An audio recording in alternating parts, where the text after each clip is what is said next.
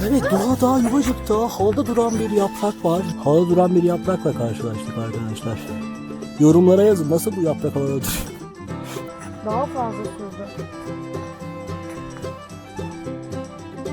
Biz oraya kadar 1-2 kilometre indik. Ama burada yok işte, o zaman açmamıştım. Yine beni haksız çıkartıyor bir şey. O zaman o zaman açmadım. Daha sonra dedim ya, unutmuşum diye. Neyse.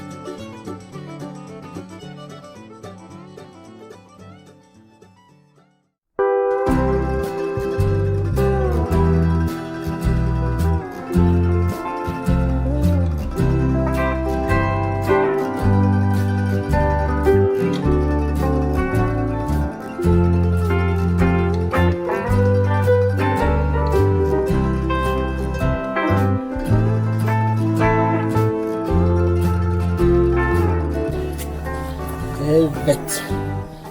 Şimdi dün 30 kilometre yakın yürüdük ve kampımızı yaptık. Yine geçen hafta geldiğimiz Aytepe tesislerinde, Papuli Camping'de. Şimdi saat 9 mu? 9:44. Şimdi tekrar yola çıktık. Hey, güzellik. Kamerayı mı yiyeceksin? Ama sen dön artık. Evet, şimdi Patika'ya doğru geleceğimiz yeri bulduk. Yani biz Kazandere'ye doğru gideceğiz, 10,5 kilometre. Aksan da 10,5 kilometre. Fabrika Deresi rotası deniliyor buraya. Ve buradan şimdi başlayarak ilerliyoruz. Bunlar da Ahu ile yol arkadaşı.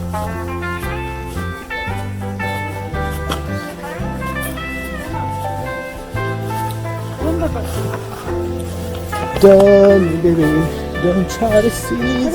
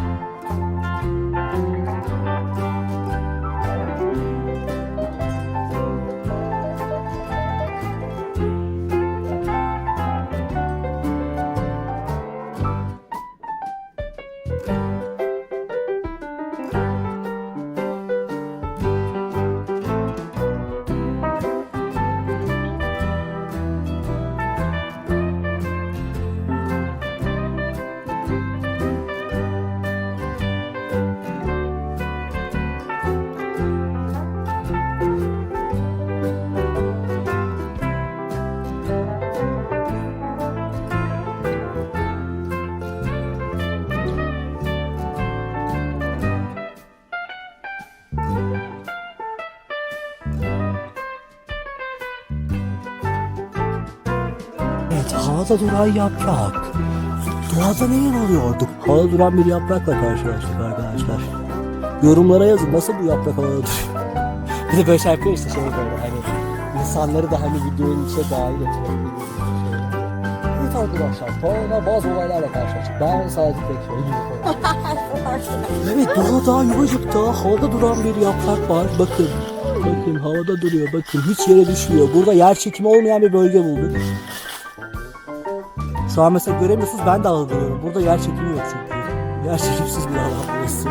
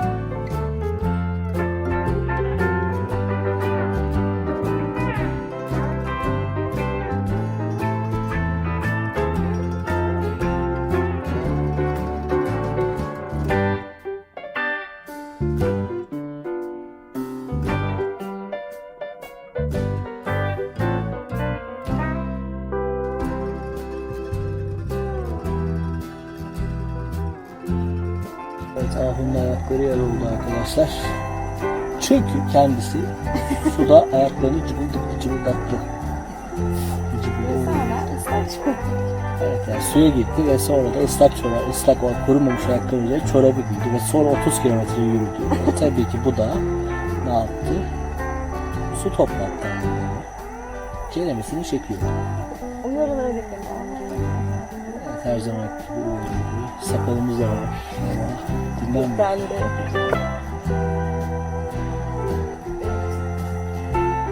Düzeltti mi şimdi? Bayağı üzüldüm. Böyle değil şu an. Yani acır. Şu anda bir şey hissetmiyorum ama bir akşam acıyacak. Ya şu anda hissediyorum tabii de çok fazla değil. Dün çünkü yaptığımda Evet, yani işte bu tip yürüyüşlerde ayak sağlığı, ayak bakımı önemli arkadaşlar. Sizin lastikleriniz ayaklarınız çünkü. ne alakası var? Yani Patlarsa benim mesela. ayağım zaten terliyor. Her türlü terliyor, her türlü ıslak benim ayaklarım. Benim gibi sıkıntı yaşanmaz büyük ihtimalle. Ama yani yanılmışım. Bunlar hep tecrübe. İşte. Belki onunla bile alakası olmayabilir. Belki çok yürüdük onunla. Ben de yürüdüm, benim niye olmadı yürüdü. Yani hani böyle bir mantık şu an burada çürüyor. Asla boksör.